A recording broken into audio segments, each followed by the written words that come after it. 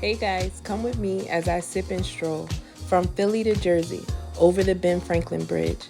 I'm strolling with some honeys from the hike and hill community.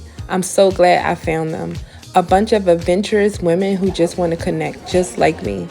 They were so welcoming, and this was my first time with them, and I was just so excited to be a part of this. It was something I've never done. I've lived in Philly my whole life, and to walk across the bridge was just an amazing experience.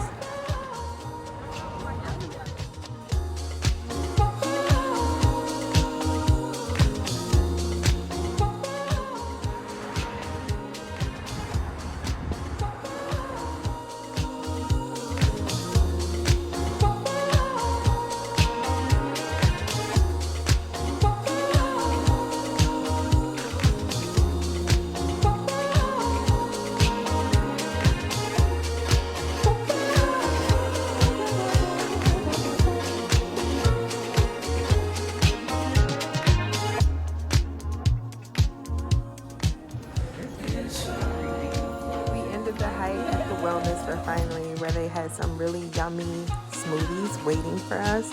It was really a good experience.